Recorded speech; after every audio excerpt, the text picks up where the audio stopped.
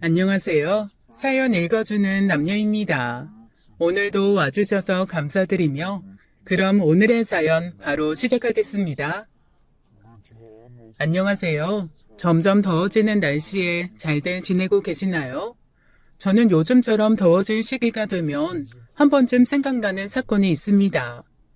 지금이야 다 지난 일이고 생각하면 웃음만 나지만 그때는 정말 제가 했던 결혼에 대한 회의감까지 들면서 많이 힘들었었어요. 저는 한국에서 태어났지만 한국에서 지낸 시간보다 다른 나라를 돌아다니면서 보낸 시간이 훨씬 더 많았던 이제는 30대에 들어선 여자입니다. 전 아주 어린 시절부터 전 세계를 돌아다니시는 부모님을 따라서 세계를 돌아다니면서 살았어요. 원래 저희 부모님들도 한국에서 일하셨지만 제가 초등학교를 졸업할 때쯤이 되자 그동안 하고 싶었던 일을 하시겠다면서 저에게도 함께 하자고 하셨거든요. 그렇게 전 세계를 다니다 보니 항상 부모님과 붙어 있는 건 좋았지만 음식 때문에 힘든 일이 참 많았습니다. 나라에 따라서 식재료도 다양했고 향신료도 다양했고 그러다 보니 우리나라 사람 입맛에 맞지 않는 음식들을 먹어야 할 때가 많았거든요. 부모님들은 음식이란 것이 배를 채우는 용도라고 생각하셨지만 저는 아니었습니다. 인생에서 가장 즐거운 시간은 먹는 시간. 그러니 무조건 맛있는 음식을 먹어야 한다고 생각했죠. 그래서 스스로 음식들을 만들어 먹고는 했습니다. 처음에는 제 배를 채우기 위해서 그러다가 부모님의 식사도 같이 일하는 분들의 식사도 챙길 수준이 되었죠. 그러다 보니 아주 어린 나이에 요리라는 것에 푹 빠져버렸습니다. 부모님이 일을 다니시는 곳들이 워낙 학교도 또래 아이들도 찾기 힘든 곳이었던 데다가 어린아이 혼자 외출하기도 위험한 곳이 많다 보니 그냥 집에서 그렇게 요리를 하면서 시간을 보냈던 것 같습니다. 그렇게 전 세계 식재료들을 접하고 먹어보고 요리하다 보니 일찌감치 요리 실력이 늘었고 그 덕분에 일찌감치 제 적성을 찾게 되었죠. 그런데 그러다 보니 상대적으로 학업에는 소홀하게 되더군요. 사실 학교란 곳 자체가 미래에 하고 싶은 일을 찾아가는 과정 중 하나라고 생각하기도 했고 워낙 여러 나라를 돌아다니다 보니 교육 과정이 달라 때맞춰 다니기도 쉽지 않았거든요. 그렇다고 공부를 아예 안 한 것은 아니었고 홈스쿨링으로 어느 정도 정규 과정을 따르긴 했지만 어쨌거나 한국식으로 본다면 저의 공식적인 학벌은 중졸이 되는 것이었죠. 그렇게 남들보다 조금은 일찍 부모님에게서 독립해서 일을 찾고 경력을 쌓기 시작했습니다. 제가 자리를 잡은 곳은 미국이었으니 아마도 그곳에서 한국 남자를 만난 것이 아니었다면 이 모든 것이 문제가 되지 않았을지도 모르겠어요. 안녕하세요. 혹시 한국 분이세요? 저 한국에서 온 유학생인데 여기서 일하시나 봐요. 한국 분이세요? 반갑네요. 그런데 이 근처에 학교가 있던가요? 사실은 며칠 전에 시험 끝나고 친구들하고 놀러 왔는데요. 다시 못 돌아가고 있는 중이에요. 왜요? 무슨 일 있으셨어요? 그쪽한테 반해서요. 번호 물어보려고 일주일째 매일 출근 중인데 차마 용기가 안 나서 이러고 있습니다. 그런데 내일까지는 학교에 복귀하지 않으면 제가 정말 큰일 나서요. 그러니까 제발 사람 하나 살린다 치고 번호 좀 주시면 안 될까요? 저는 그렇게 제가 일하던 레스토랑에 자주 오던 한국인 유학생인 남편에게 고백을 받았습니다. 평소에도 그런 식으로 접근하는 남자들은 꽤 있었지만 다 무시했었는데 그때는 왜인지 저도 이상하게 심장이 두근두근 하더라고요. 특별히 잘생기지도 특별히 멋지지도 특별하게 귀티가 나는 것도 아니었는데 참 희한하게 끌리더라고요. 그런데 제가 평소에 또래들과 만날 일이 적다 보니 연애가 처음이었고 그렇다 보니까 그만 실수 아닌 실수를 해버렸습니다. 연애를 시작한 지 1년도 되기 전에 덜컥 임신이 되어버린 것이었죠. 아직 결혼에 대한 이야기를 하기도 전이었고 서로 미래를 약속한 것도 아니었고 그 남자는 아직 공부를 해야 하는 것도 많이 남아 있었거든요. 그런데 애가 생겼으니 어떻게 해야 하나 참 고민이 많이 됐습니다.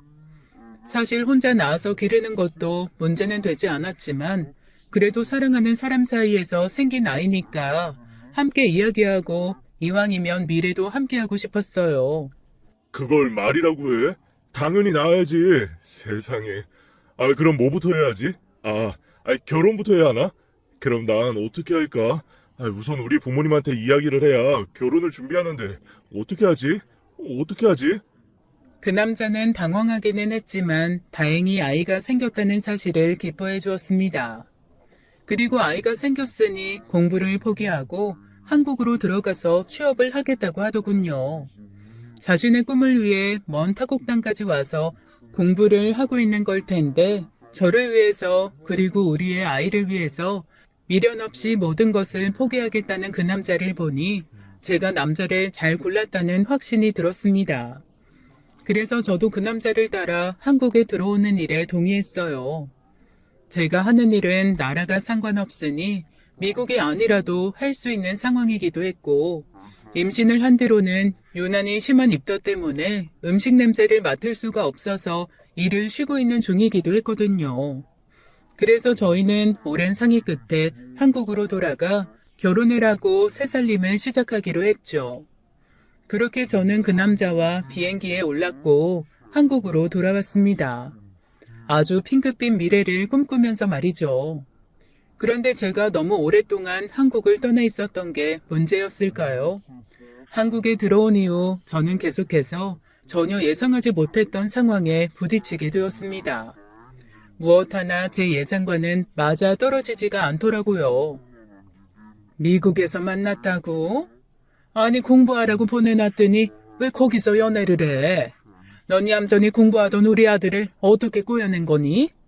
거기다 덜컥 임신까지?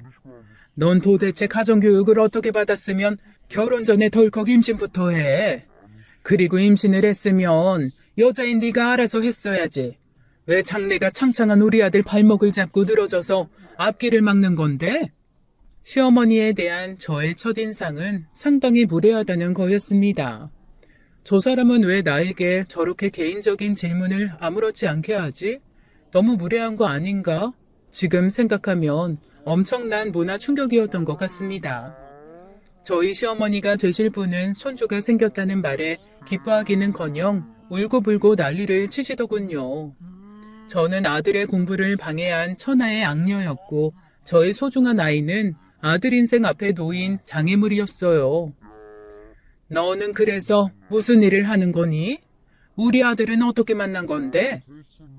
저는 레스토랑에서 일했어요. 이 사람이 거기 왔다가 저한테 번호를 물어봐서. 식당? 너 지금 식당에서 일한다고 하는 거냐? 세상에, 설마 너 대학은 어디 나왔니? 한국에서 나왔니? 아니면 미국에서 나온 거야? 하버드? 예일? 스탠포드? 저 대학 안 다녔는데요. 대학을 안 다녔어? 왜? 너 공부 못했니? 대학에 갈 필요를 못 느껴서요. 더 정확히는 학교의 필요성을 못 느끼기도 했고 사실 일을 워낙 일찍 시작해서요. 제가 10대에 일을 시작했거든요. 그게 무슨 소리야? 너 그럼 고등학교도 안 다니고 일했다는 거야? 넌 알라리였니? 아니면 깡패야 뭐야? 아니면 집안이 그렇게 힘들었어? 도대체 왜 고등학교도 안 다녔다는 거야? 그거야 하고 싶은 일이 있으니. 아이고 하나님 부처님 천지신명님 이게 무슨 날벼락입니까? 내가 우리 아들 뒷바라지 하느라 무슨 꼴을 보면서도 버텼는데 어디 저런 여우 같은 년한테 홀랑 넘어가서는 이렇게 나를 배신할 수가 있어? 네가 어떻게 나한테 이런 꼴을 보여? 워낙 아들에 대한 기대가 컸던 분이시라 충격도 크셨던 건가? 저는 그 상황이 전혀 이해가 가지 않았지만 그래도 이해를 해보려고 했어요. 하지만 그건 제가 노력한다고 될 일이 아니었습니다. 솔직히 그때 그런 시어머니가 너무나 이상했어요. 아니 정확히는 한국의 가족관계가 미친 것 같았죠. 저는 남자와 여자가 결혼하는데 부모님의 역할이 그렇게 크다는 것 자체를 이해할 수가 없었거든요. 그냥 아들이 결혼할 여자니까 내가 같이 살 남자의 부모니까 어쨌든 가족이란 이름으로 묶이게 될 거니까 인사를 하러 간 것이었지 우리 사이를 허락받으러 간 것이 아니었습니다. 저희는 이미 부부가 되기로 약속을 했고 아이를 낳아 가정을 꾸리기로 계획도 다 끝난 상황이었으니까요. 그러니 제가 마음에 들지 않는다며 알아눕는 시어머니도 그런 시어머니를 보고 안절부절 못하는 남자도 이상하고 하여튼 전부 이상한 거 투성이었습니다. 거기다 시어머니는 제가 학교에 다니지 않았다는 것에 정말 끔찍하게 생각하셨어요. 시어머니 기준에서 학교를, 그것도 고등학교를 다니지 않았다는 것은 있을 수 없는 일이었습니다. 저에게 엄청난 문제가 있다거나 저희 부모님에게 엄청난 문제가 있다거나 둘 중에 한 가지가 아니면 있을 수 없는 일이라고 믿으시는 듯 했어요. 거기다 상상력은 어찌나 뛰어나신지 제가 학교를 다니지 못한 이유에 대해서 100만 가지는 떠올리시는 것 같았습니다. 어머님 상상 속에서 저는 왕따 가해자였고 왕따 피해자였고 사회 부적응자였고 때로는 불량 학생이거나 머리가 학교 수업을 따라갈 수 없는 바보기도 했어요. 니네 부모님은 정말 이상한 사람들이구나. 어떻게 애가 학교에 가지 않는다는데 내버려 둘 수가 있니? 아무리 먹고 사는 게 힘들어도 자식 교육은 놓는 게 아닌데. 니네 부모님은 안 봐도 뻔해. 얼마나 무식하고 상식이 없는 사람들일지. 나중에는 저희 부모님까지 단정적으로 말하면서 험담을 하는데 이 사람이 진짜 미쳤나라는 생각이 들 정도였습니다. 물론 거기에 제가 아무리 이야기를 해도 소용이 없었어요. 정말 벽에 대고 말하는 게 이런 건가 싶은 느낌이었습니다. 거기다 제가 지금 부모님과 연락이 닿지 않아 임신한 것도 알리지 못했고 그러니 결혼식은 아이를 낳고 부모님과 연락이 닿은 후에 하고 싶다고 하자 정말 세상이 무너지는 듯한 표정을 지으시더군요. 내 이럴 줄 알았다. 콩가루 집안일 줄 알았어. 하긴 부모가 신경을 안 쓰고 버려뒀으니 네가 이렇게 자랐겠지. 아이고 내 팔자야. 아이고. 제가 도대체 어떻게 자랐다는 건지 물어보고 싶을 정도였지만 답을 듣는다고 제가 이해할 수 있을 것 같지도 않았습니다. 남편도 그런 시어머니를 보면서 부끄러운 듯 저에게 사과를 하면서 자기가 더 잘하겠으니 시어머니를 이해해달라고 부탁했어요. 시어머니는 옛날 분이시고 자신에 대한 기대가 커서 그런 것이니 절대 나쁜 분은 아니시고 시간이 지나면 저의 장점을 잘 알아줄 것이라고요. 저는 또 어리석게 그걸 그냥 수긍해버렸습니다. 어차피 저와 한 집에서 살 사람은 남편이고 남편과는 문제가 없으니 시어머니라는 사람이 아무리 저에게 막말을 해도 안 보면 된다고 생각했어요. 그게 얼마나 큰 오산이었는지요. 우리 엄마 말은 거칠게 해도 속은 안 그러셔. 자기 배도 나왔고 오랜만에 한국에 와서 적응도 힘들 텐데 지금 결혼식 준비까지 하면 자기가 너무 힘들 거 알고 걱정해 주시는 거야. 혹시라도 오해하고 마음 상하고 그러는 거 아니지? 남편은 어떻게 봐도 시어머니가 저를 너무 싫어하며 하는 말들도 무조건 겉으로만 저러시는 거다. 속은 따뜻한 분이다. 지금은 처음이라 그렇다. 시간이 해결해 줄 거다 하며 포장하는 남편을 보니 참 별로라는 생각이 들더군요. 괜히 한국에 들어왔나? 이 남자와 정말 평생을 함께할 수 있을까? 이 남자가 아이의 아빠로 괜찮은 걸까? 오만 생각이 다 들던 시기였습니다. 그러나 그만둔다는 건 언제든 할 수 있다고 생각하기도 했고 어쨌거나 배는 점점 불러왔고 출산은 가까워졌으니 당장은 좀 버텨보자 하고 생각했어요.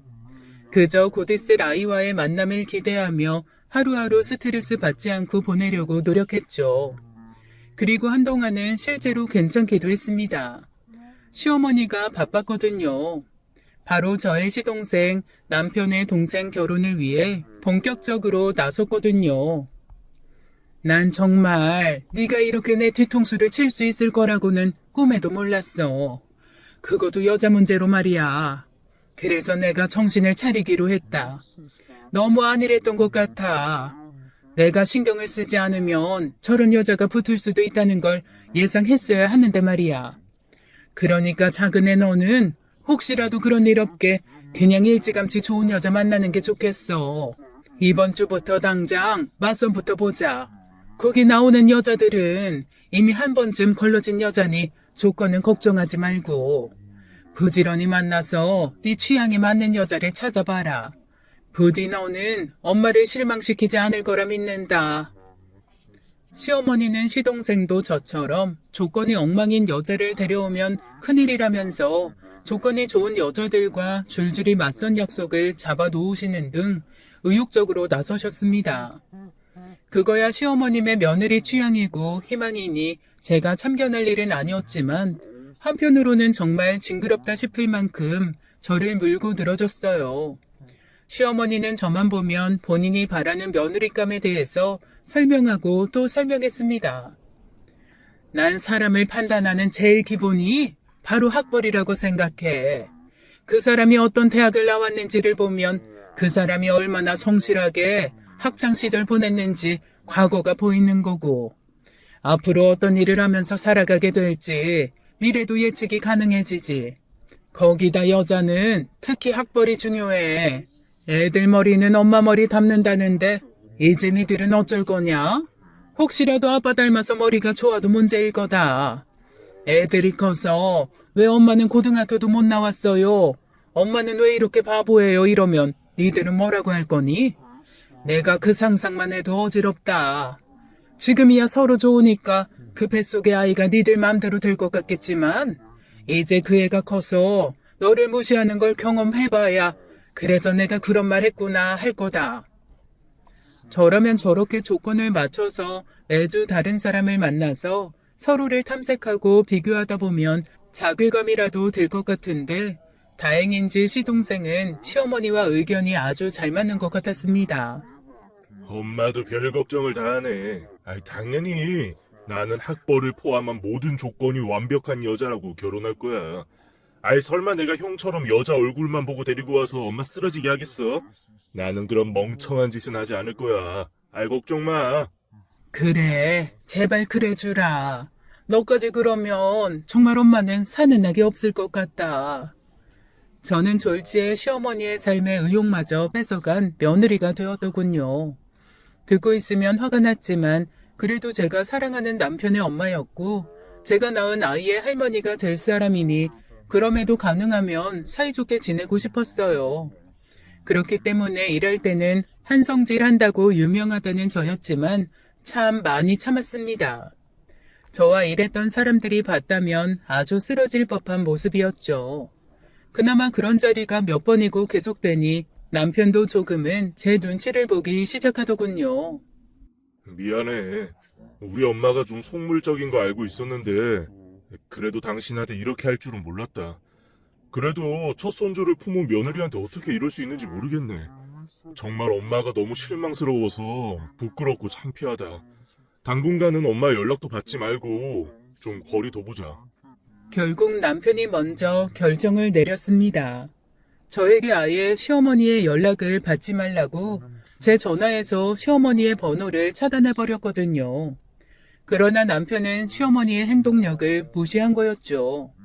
제가 시어머니의 연락을 받지도 않고 불러도 가지 않자 시어머니는 직접 저희 집을 찾아와서 배를 눌렀습니다. 세상에, 너 살아있었구나? 나는 너 죽었을까봐 걱정돼서 와봤다. 적어도 손가락은 부러진 거지? 아니면 감히 시어머니 연락을 씹는 게 말이 되니? 역시 배운 게 없어서 그런가? 왜 이렇게 못 배운 티를 내는 거니? 집 앞으로 와서 미친 듯이 배를 눌러대는 시어머니를 모른 척 할 수가 없으니 할 수 없이 문을 열고 들어오시라고 하면 남편도 없겠다 더욱 거침없이 질러댔습니다. 너는 집안 꼴이 이게 뭐니? 우리 아들이 벌어오는 돈으로 편하게 놀고 먹을 거면 최소한 살림이라도 잘해야 하는 거 아니니? 남편이 입덧한다고 위해주니까 엄살만 늘어나서는. 너 입덧도 다 어리광이야. 정신력으로 이겨내야지. 바닥에 머리카락이 굴러다니고 냉장고에는 유통기한 지난 음식이 넘쳐나고 내가 정말 이런 걸 보려고 아들을 그 정성으로 키운 게 아닌데 정말 이게 무슨 악몽인지 모르겠다. 그렇게 하루가 멀다 하고 시어머니의 방문을 받다 보니 집이란 공간이 쉴 수 있는 공간이 아니게 느껴지더라고요. 그러니 어쩌겠어요. 항복을 해야죠. 그 후로는 시어머니가 연락하면 바로 받았고 부르시면 그냥 찾아갔습니다. 최소한 제 영역으로는 들어오게 하고 싶지 않았거든요. 그러면 시어머니는 며느리의 당연한 역할을 알려주겠다며 그렇게 집안 살림을 시키셨습니다. 입덧 때문에 정작 저희 집도 제대로 치우거나 남편 식사도 챙기지 못하던 저였는데 시댁에 빨래며 청소를 참 알차게도 시키더군요. 어떤 날은 아예 부엌에 엄청난 식재료를 쌓아놓기도 하셨습니다. 너 식당에서 일했다고 했지? 그럼 어디 그거라도 해봐라. 오늘 내 친구들 올 거니 제대로 잔치 음식 좀 만들어봐. 입덧 때문에 힘들기는 했어도 청소나 빨래보다는 요리가 낫기는 했습니다. 그러나 그렇게 만든 음식들을 보고 칭찬 한번 한 적이 없이 그저 타박만 하셨어요. 세상에, 너는 그나마도 쓸모가 없네. 손님을 불렀다고 하면 좀 제대로 모양 있게 만들어야지. 어디 이따위 걸 만들어서 날 창피 주려고 하니? 하긴 내가 너한테 뭘 기대하니. 아유, 재료만 아깝게 됐네. 그러나 그러면서도 매번 저에게 요리를 시키셨고 그러다 시어머님이 초대한 손님들과 제가 마주치기라도 하면 아줌마, 음식 준비 다 끝났으면 얼른 가보세요. 라며 저를 쫓아내더군요. 제가 며느리라는 것을 소개시키기가 싫은 것이었는지 아니면 결혼식을 하지 않고 살고 있으니 아예 며느리가 없는 척 하고 싶었던 것인지 정확하게는 모르겠으나 그렇게 저를 출장 요리사라도 되는 것처럼 속이면서 쫓아냈고 그러면 오히려 손님들이 저를 안쓰러워 하더군요. 세상에 저렇게 배가 불러서도 이런 일을 하러 다니네. 안 됐다. 예, 팁 좀 챙겨드려라. 아줌마 고생 많았어요. 힘들어도 좋은 날 올 테니까 힘내요. 그런 날은 어이가 없었지만 정말 싸우고 싶지도 않았습니다. 아니 더 정확히는 상대하고 싶지도 않았어요. 그렇게 제 마음속에서 시어머니와의 거리를 점점 벌려가고 있었습니다.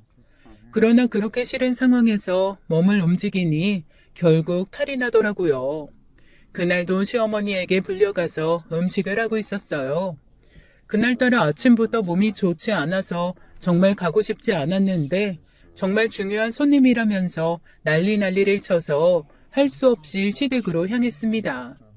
재료를 손질하다 보니 뭔가 배가 땡기기 시작했고 이대로는 위험하다는 생각이 들었어요. 그래서 남편에게 연락한 뒤 병원으로 가려고 하는데 시어머니가 저를 못 가게 막으시더군요.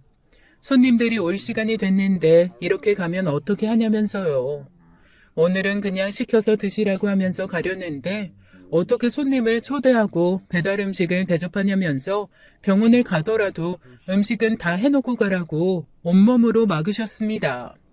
배는 점점 땡겨와서 식은땀까지 나는데 귀를 터주지는 않고 아직 진통이 오면 안 되는 8개월 차라 불안하기는 하고 결국 저는 정신을 잃고 쓰러졌어요. 나중에 들으니 남편이 도착해서 앰뷸런스를 부를 때까지도 시어머니는 쉬어하지 말라면서 저를 흔들어 깨우려고 하고 있었다더군요. 다행히 바로 병원으로 가서 그런지 조산을 하지는 않았지만 의사가 몸 상태가 너무 나쁘다며 절대 무리하면 안 된다고 신신당부를 했고 저와 남편은 차라리 시어머니가 부르지 못하도록 병원에 입원해 있다가 아이를 낳는 게 좋겠다고 결정했습니다. 병원에서의 시간은 답답하기는 했지만 시어머니를 보지 않으니 살 것 같았어요. 물론 시어머니는 병원까지 쫓아와서 잔소리를 하고 싶어 했지만 병원에서 남편 외에 보호자는 안 된다며 막아주시는 덕에 평화로운 시간을 보낼 수 있었죠. 그런데 그렇게 누워있는 시간이 많아지다 보니 생각도 많아지더군요. 나는 왜 시어머니를 피해서 입원까지 해야 하는지, 내가 어디까지 맞춰줘야 하는 건지, 이게 정말 맞는 관계인 것인지 말입니다. 저는 시어머니 때문에 힘들고 시어머니는 제가 마음에 들지 않아 어쩔 줄 몰라 하고 그럼 그 사이에서 남편은 속상해하고 시어머니와 싸우고 이것의 반복이다 보니 나만 없으면 시어머니와 남편은 싸울 일도 없을 텐데 내가 잘못하고 있는 건가? 그냥 빠져줘야 하는 건가? 하는 생각까지 들 때도 있었습니다. 그런데 그렇게 병원에 있다 보니 같은 병실을 쓰는 산모들과 친해지게 되었고 그분들을 통해서 한국의 시어머니를 대하는 방법을 배울 수 있게 되었어요. 우선 시어머니가 뭐라고 하면 그냥 듣지를 마. 그냥 머릿속으로 딴 생각해. 그러다가 말이 좀 끊기는 것 같다? 그러면 호응을 해. 아, 네, 그렇죠. 같은 거 있잖아. 보통 시어머니가 며느리한테 하는 이야기는 10에서 9는 하나도 안 중요한 거니까 그 중요한 한계를 위해서 시어머니가 하는 이야기를 다 경청하다가 스트레스 받을 필요가 없어. 혹시 입을 다물게 하고 싶으면 그냥 네 어머님, 어머님이 맞으세요. 그러면 돼. 그런데 우리나라 시어머니들은 원래 다 그래. 자기 시어머니만 특별히 그런 거 아니야. 다 그냥 그래. 다 며느리 못 잡아먹어서 안달이야. 그러니까 와 우리 시어머니 왜 저러지? 그런 거 고민하지 마. 내가 잘하면 될까? 그것도 고민하지 마. 자기가 어떻게 해도 변하지 않아. 그냥 시어머니들은 그냥 그래. 도저히 이해할 수 없는 논리지만 그게 한국식 시어머니와 며느리의 관계고 다들 저렇게 생각한다고 하니 오히려 마음이 편해지더군요. 모든 평화가 마음에서 온다더니 정말 그렇게 마음을 바꾸니 편하더라고요. 너는 떠들어라 나는 안 들으련다 라는 마음가짐으로 시어머니의 이야기를 귀담아 듣지 않기 시작한 것이죠. 그렇게 2달의 시간이 지나고 저는 아이를 출산하게 되었습니다. 아이가 태어나니 아이만 보고 있어도 너무 행복하다 보니까 아이에게만 집중을 하게 되기도 했고요. 눈을 마주쳐도 좋고 입이 오물거리는 것을 봐도 좋고 웃는 것 우는 것 뭐래도 귀엽고 사랑스러운 아이를 보고 있으니 시간이 어찌나 빠르게 지나가는지요. 너 혹시 고아 아니니? 어떻게 아직까지 연락이 안 될 수가 있어? 어떻게 딸이 자식을 낳았는데도 이렇게 모른 척을 하고 있을 수가 있냐고. 너 진짜 부모가 있기는 한 거니? 안 그래도 얼마 전에 연락은 됐어요. 이번에는 정말 오지에 가 계신다고 하시더라고요. 그런데 하시는 일이 있으셔서 당장은 못 나오시나 봐요. 안 그래도 저희 애기 보고 싶다고 최대한 빨리 나오신다고는 하셨어요. 넌 지금 그걸 말이라고 하고 있니? 요즘 같은 세상에 아무리 오지라고 해도 연락 안 되는 곳이 어딨고 아무리 일이 중요해도 딸 자식이 출산하는 것보다 중요한 일이 어딨어? 너 다 거짓말이지? 너 엄마 아빠 없지? 맞지? 네가 귀신을 속여라. 나는 못 속인다. 그게 아니라 그거 아니면 혹시 니네 부모님 범죄자니? 어디 누구한테 쫓기는 거야? 그래서 연락도 못하고 한국도 못 들어오는 거지? 그런 거지? 그런 거 아니에요. 저희 부모님이 자리를 비우시면 같이 일하시는 분들이 너무 힘들어지시니까 갑작스럽게 자리를 못 비우시는 거예요. 그래도 지금은 매일 통화하고 있으니까 괜찮아요. 괜찮긴 뭐가 괜찮니? 내가 정말 어쩌다가 이런 꼴을 보니? 며느리는 중학교밖에 못 나온 반푼이에 사돈이라고는 범죄자고. 그런 거 아니라니까요. 지금 저희 부모님이 됐다. 네가 지금 무슨 말을 해도 나는 못 믿는다. 네가 얼마나 혓바닥을 잘 놀려서 우리 아들을 속였는지 몰라도 나는 어림도 없어. 또 제 말은 다 끊어먹고 혼자서 상상하고 저희 친정 부모님 욕까지 하는 시어머니를 보고 있으니 짜증이 머리끝까지 올라오며 울컥했어요. 하지만 한국 시어머니는 다 그렇다는 충고를 떠올리며 그래 뭘 스트레스 받으며 설명을 하냐 싶더라고요. 네, 생각하고 싶은 대로 생각하세요. 그냥 그렇게 다시 마음을 비웠습니다. 그런데 그런 저의 포기를 시어머니는 항복으로 이해하신 것 같더군요. 너는 좋겠다. 배운 것도 없고 능력도 없는 거렁뱅이가 임신공격으로 우리 아들같이 능력 있는 남자 꼬셨으니 팔자 제대로 핀 거지. 그런데 너는 언제까지 놀 거니? 이제 입도 핑계도 안 되니까 너도 나가서 돈을 벌어야 할 거 아니야. 아직 아이 100일도 안 됐는데요. 아무래도 아이가 돌은 돼야 새로 일을 구하지 싶어요. 또 핑계는 애가 돌 된다고 네가 일할 것 같아? 나는 아닐 것 같은데. 나는 네가 우리 아들 등골 빼면서 집에서 노는 거 절대 못 보니까 그런 건 꿈도 꾸지 마라. 그래서 내가 친구한테 부탁했더니 특별히 널 써주겠다고 하더라. 내 친구가 얼마 전에 순대국밥집을 하나 오픈했는데 마침 주방 아줌마가 필요하다고 하더라고. 점심시간 바쁠 때 나가서 하루 5시간씩만 일하면 100만 원씩 월급 준다고 하니까 그 시간에는 애 어린이집에 맡기고 가서 일해. 어머님, 제가 순대국밥을 좋아하기는 하는데요. 제 전국 요리는 한식이 아니라서요. 그리고 아직 애를 어린이집에 보낼 생각도 없어요. 걱정해 주셔서 감사합니다. 그런데 일은 제가 구하고 싶을 때 제가 구할게요. 그리고 제가 벌어놓은 것도 있어서 다행히 아직은 그 사람한테 손 안 벌리고 있으니까 걱정하실 거 없으세요. 설사 제가 돈을 못 번다고 해도 저희는 한 가족인데 같이 벌어서 같이 쓸 수도 있죠. 이것 봐. 본색을 드러내는 거 봐라. 배운 게 없으니 염치도 없지. 어디 우리 아들한테 기생을 하려고 해? 내가 그 꼴 두고 볼 것 같아? 네, 어머님. 그런데 그건 저희가 알아서 할게요. 걱정해 주셔서 감사해요. 사람이 적응의 동물이라고 했던가요? 저도 어느새 시어머니에게 적응을 했는지 이상한 곳에 최저시급도 안 되는 일당으로 취직시키려고 하는 것도 한 귀로 듣고 한 귀로 흘릴 정도의 내공이 쌓이더군요. 그런데 문제는 시댁 쪽도 전력을 보강했다는 것이었습니다. 바로 시동생이 그동안의 노력의 성과를 보이며 드디어 결혼할 여자를 결정하고 집으로 인사를 데리고 온 것이었어요. 그래, 내가 이제 드디어 제대로 며느리다운 며느리를 보는구나. 그래, 학교도 직업도 집안도 이렇게 마음에 드는 애가 우리 아들들 짝이어야 하는 건데 말이다. 엄마 또 왜 이래요? 나하고 약속한 거 잊으신 거예요? 이러실 거면 저희 일어날게요. 일어나긴 어딜 일어나니. 큰애야, 드디어 네가 우리 집을 위해서 해줄 일이 생겼지 뭐니? 자고로 우리나라에서는 맏며느리가 시동생들, 시누이들 결혼을 책임지는 거란다. 그러니까 이번에 시동생 결혼식은 네 일이다 생각하고 열심히 준비해라. 작은 애는 일이 바빠서 그런 사소한 일에 신경 쓸 새가 없을 거야. 원래 사회적으로 인정받는 사람들은 일만 열심히 하게 주변에서 도와줘야 하는 거고.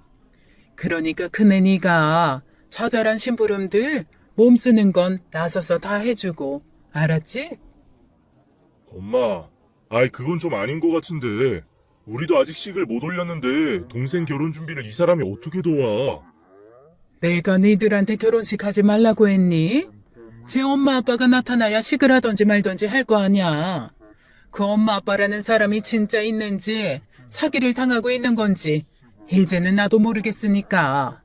그리고 어차피 니들도 결혼할 거면 미리 동생 결혼 준비하는 거 도우면서 니들 결혼 어떻게 할 건지 예상도 세우고 하면 될 거 아니야. 물론 혹시라도 결혼식을 하게 된다고 해도 수준 차이가 나서 비슷하게도 못하겠지만. 엄마! 남편은 시어머니에게 또 잔뜩 화를 냈습니다. 시동생이 데려온 여자를 두 팔 벌려 환영하는 모습이 저를 대하는 모습과 너무 달라서 이제 분노까지 일어난다고 하더라고요. 그러면서 절대로 돕지 말라고 했지만 저는 좀 다른 욕심이 있었습니다.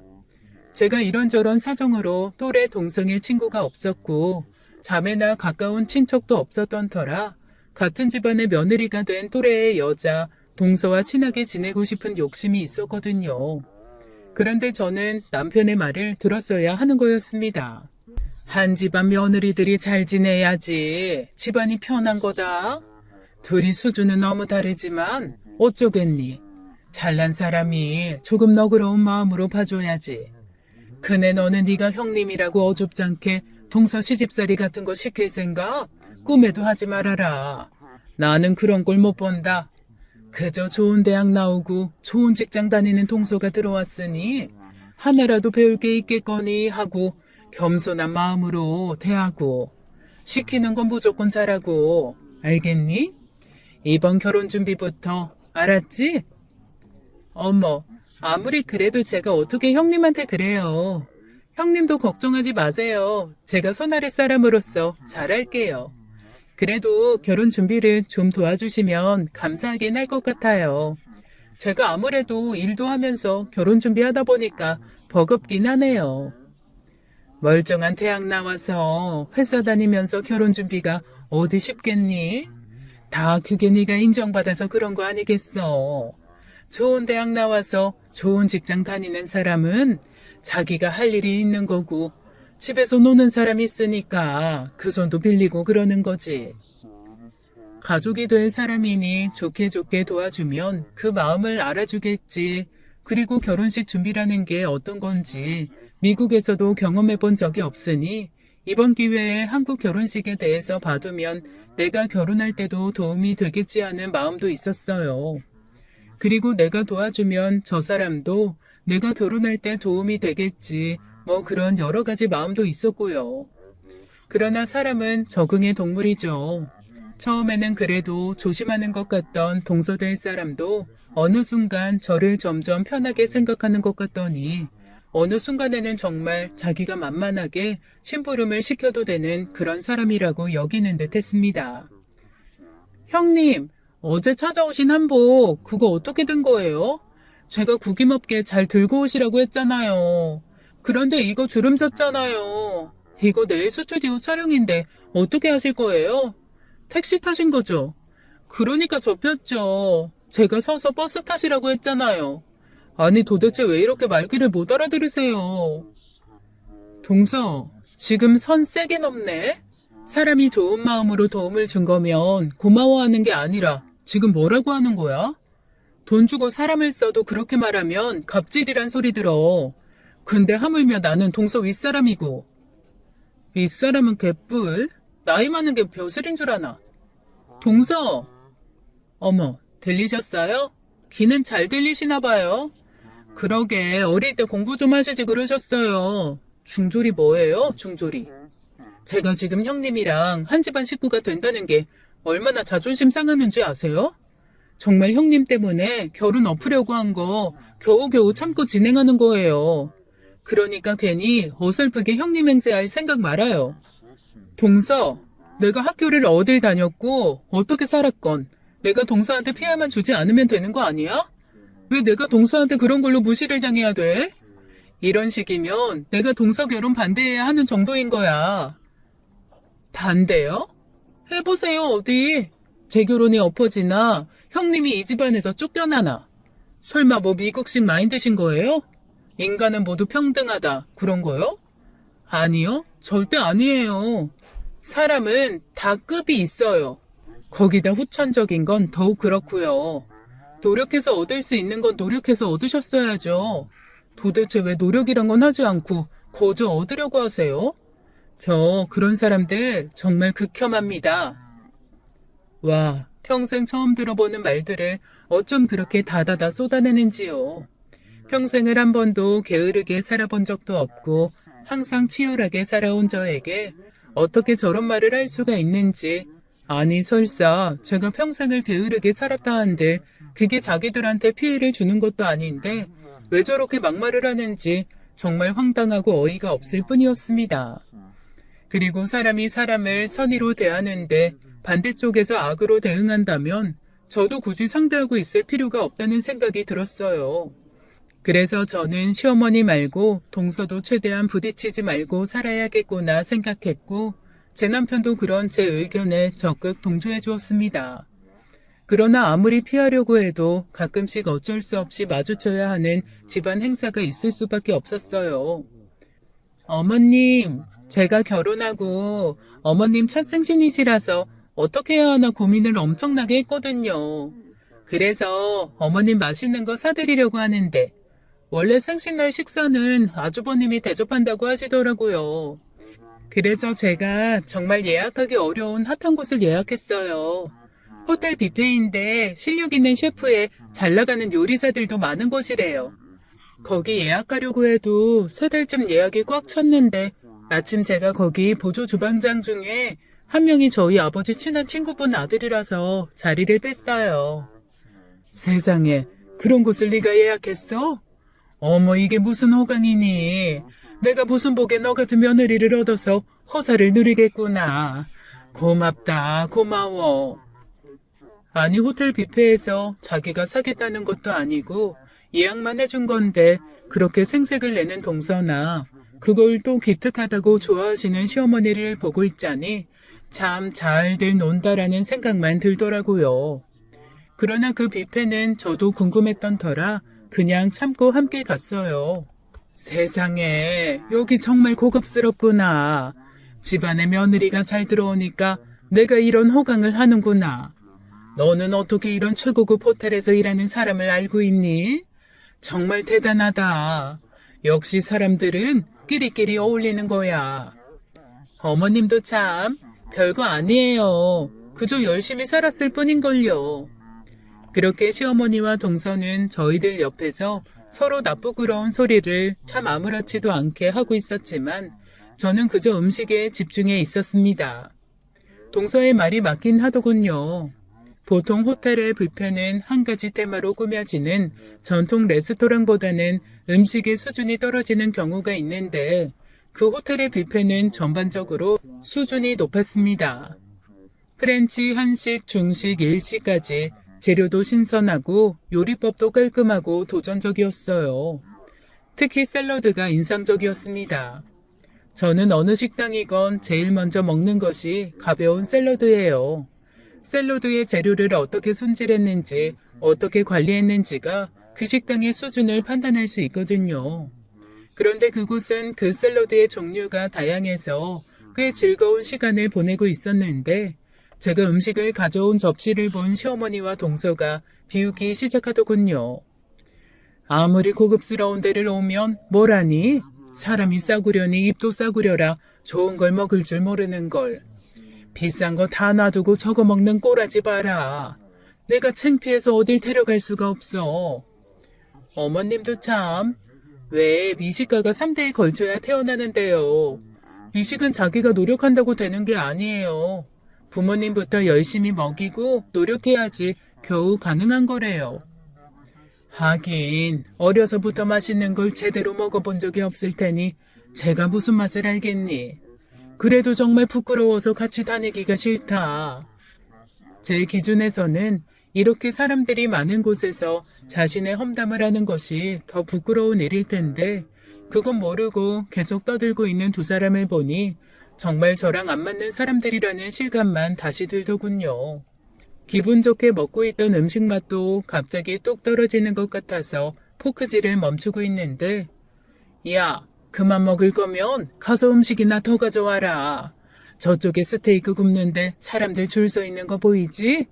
가서 스테이크나 받아와. 비싼 거니까 넉넉하게 여러 장 받아오고. 아까 보니까 1인당 한 장씩 주는 것 같던데요? 그럼 하나 받아다 주고 또 가서 줄 서면 될 거 아니야. 넌 정말 머리를 장식으로 들고 다니니? 생각을 좀 하고 말을 하라니까. 차라리 떨어져 있는 게 낫겠다 싶어서 시어머니가 요구하는 대로 스테이크를 받으러 줄을 섰습니다. 그리고 그 순간 동서가 이야기했던 유명한 셰프가 홀에 등장했어요. 여기저기 돌아보며 음식들을 체크하고 자신을 뒤따르는 다른 요리사들에게 이런저런 조언을 하거나 지적도 하는 모습을 보니 정말 유명한 사람인가 하는 생각이 들었습니다.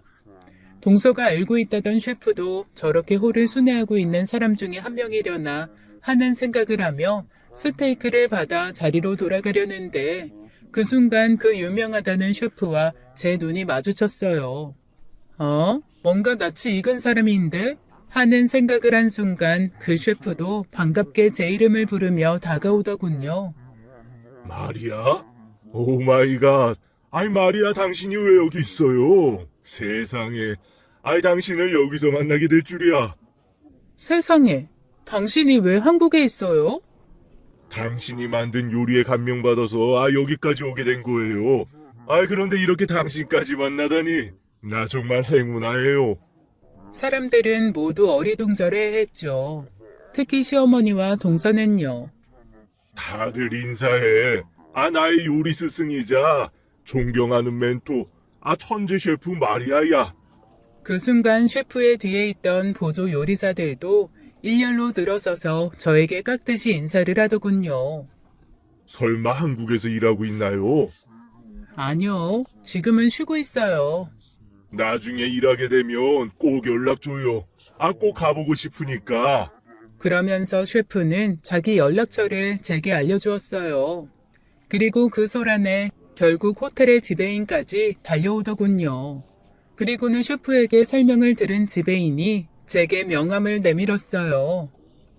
마리아 씨, 우리 호텔에서 일해보시는 거 어떠세요? 연봉은 최고 대우로 해드리겠습니다. 제안은 감사한데 제가 지금 육아 중이라서요. 어떤 조건도 맞춰드릴 테니 꼭 연락 주세요. 네, 고마워요.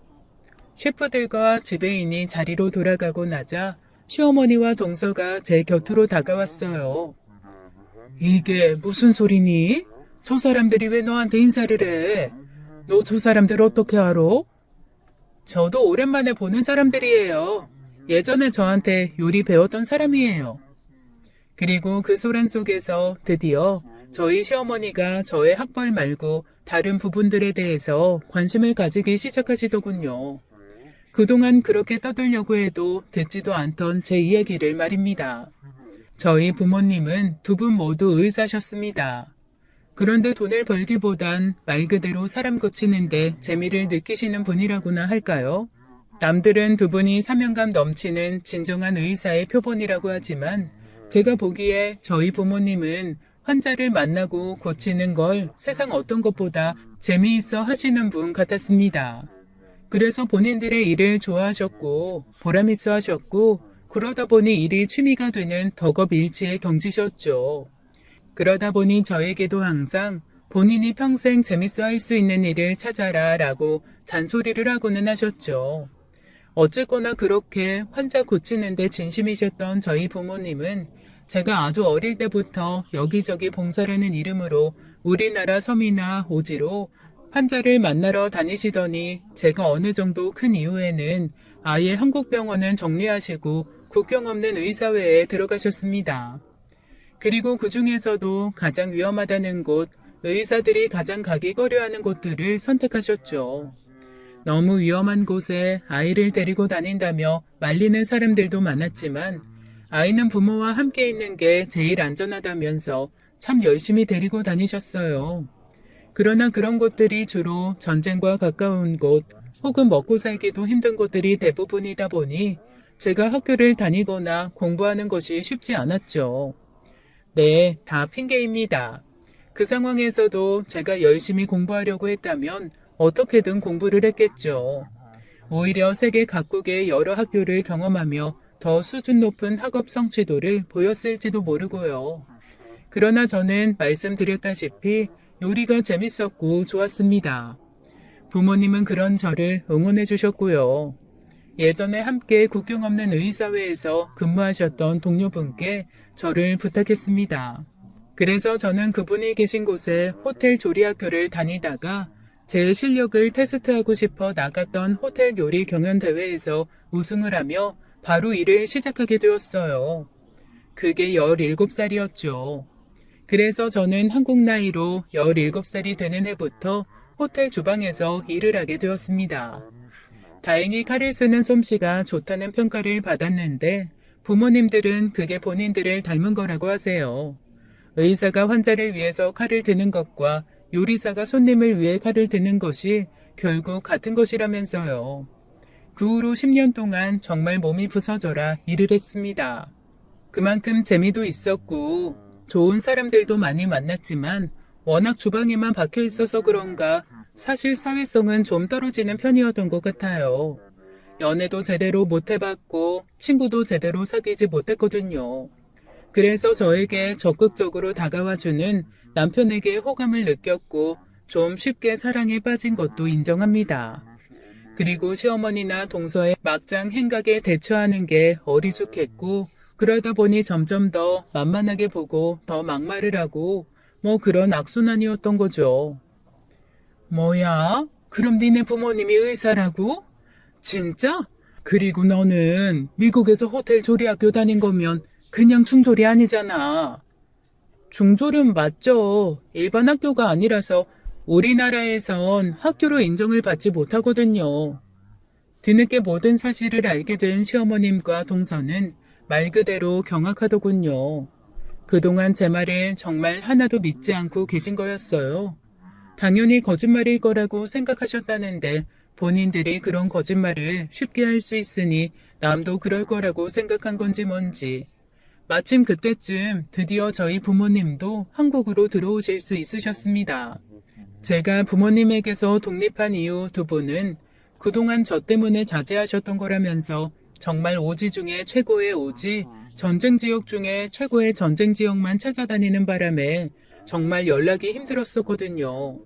더구나 그런 곳들은 지원자가 없어서 후임자를 구하기 힘든 바람에 제가 남자를 만났다는 것도, 아이가 생겼다는 것도, 결혼을 했다는 것도, 그리고 아이를 낳았다는 것도 모두 전에는 들었지만 한국으로 나올 수는 없어서 계속 나오지 못하고 계셨던 거였습니다. 그렇게 오랜만에 만난 저희는 세상 즐거운 시간을 보냈어요. 저희 아이는 처음 만난 외할머니, 외할아버지의 품에서 계속 싱글벙글하면서 사랑을 듬뿍 받았고, 저희 남편도 처음 만난 장인 장모님께 용돈도 두둑히 받고 좋은 이야기도 많이 들었습니다. 부모님은 거의 20년 만에 휴가다운 휴가를 보내시겠다면서 한동안 저희 곁에 있겠다고 하셨어요. 다시 일을 시작하신다고 해도 본인들 나이가 있으셔서 이제는 외국으로 나가기는 무리일 것 같아 어디 조용한 무인촌이나 섬으로 가서 병원을 차리시고 싶다고 하시는데 그 전에 의대 동기들과 지인들의 부탁으로 간간히 수술을 하러 가시거나 강의를 가시면서 시간을 보내고 계시죠. 그러면서 저희 아이를 봐주셨고 그 덕분에 저는 마음 편하게 다시 일을 시작하게 되었습니다. 사실 더 아이 곁에 있고 싶은 마음이 있었지만 호텔 지배인이 매일같이 집으로 찾아와서는 조르는 바람에 예정보다 일찍 복귀한 게 사실이었죠. 하지만 역시 저는 주방 체질인지 정작 일을 시작하니 너무 즐겁더라고요. 그리고 신기할 정도로 시댁의 막말이 뚝 끊겼습니다. 저는 여전히 같은 사람이고 제가 중졸이라는 조건도 식당에서 일한다는 것도 변하지 않았지만 저를 보는 시어머니와 동서의 시선이 바뀐 게 이유라면 이유겠죠. 그 모습을 보니 제 기대도 아예 사라진 듯합니다. 그렇게 진정으로 마음을 비우고 기대도 버리니 덕분에 하루하루가 편하고 즐거워요. 저는 그래서 주변에서 저처럼 시댁 때문에 힘들어하는 사람들을 보면 노력하지 말라고 합니다. 어차피 변해야 하는 건 본인이 아니라 자신을 함부로 보는 상대라고 말해주면서요. 그러니 혹시나 지금 이 순간 자신을 함부로 대해서 스트레스 받고 계신 분이 계시다면 똑같은 말을 해드리고 싶었습니다. 나를 좋아하지 않는 사람들 때문에 힘들어하기보다 날 좋아하는 사람들 틈에서 내가 좋아하는 일을 하면서 행복하게 지내는 게 본인과 시간을 소중하게 지킬 수 있는 방법이거든요. 지금까지 사연 읽어주는 남녀였습니다. 끝까지 시청해주신 여러분 감사드리며 저희는 다음 사연으로 돌아올게요.